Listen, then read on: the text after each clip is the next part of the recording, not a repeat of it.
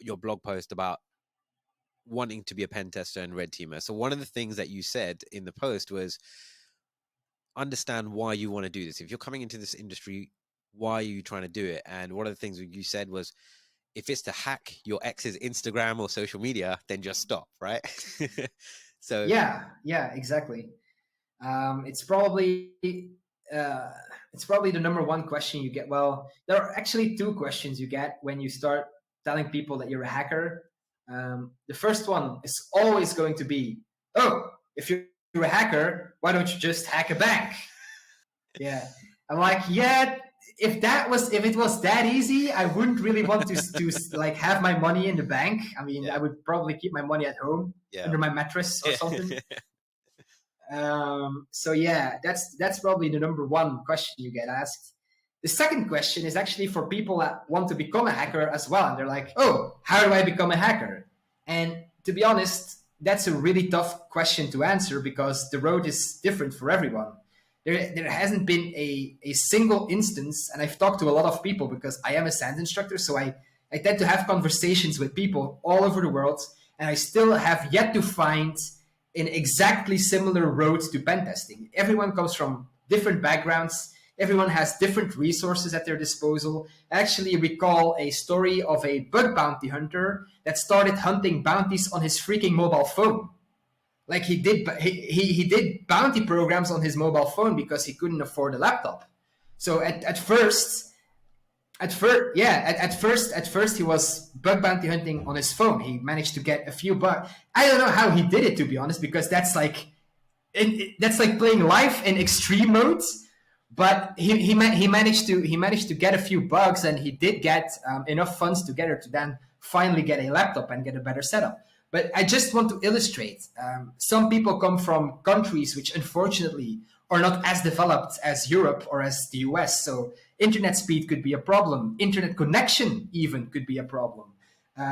Technology itself could be a problem. So yeah, the backgrounds completely vary. The thing is, you can become a hacker, and you probably will become a hacker if you're motivated enough, if you want it enough. You'll always find ways to figure out how to teach yourself how to hack. Because, and that's a conversation I had with Mark from Outflank. I don't know if you are familiar with Outflank.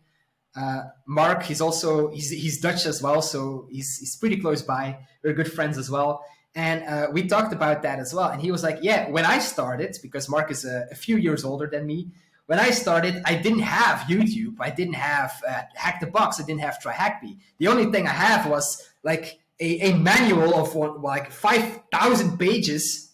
Yeah, like a manual of Intel CPU of like 5,000 pages where you had to have like a PhD in engineering to try and figure out what the hell it meant. But that was how I learned hacking. So especially as technology advances, I think there are more and more and more resources available to you for completely free, to be honest, that can teach you how to hack.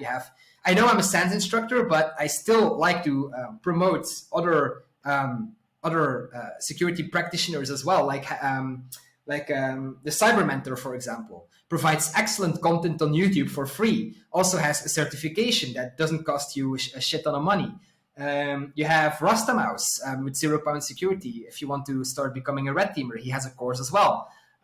So there's so much content. Like you have Stock. Yeah, so many good YouTubers.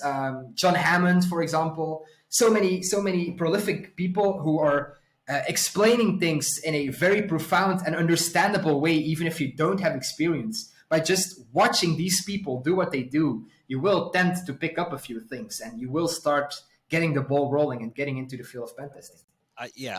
Like what you said, I think you need, like, for those getting into the industry, you need to dedicate the time to go and do it. Because no point saying I want to do it and then like, oh, where do I start? Because there's so much out there. It's like you need to take it step by step, right?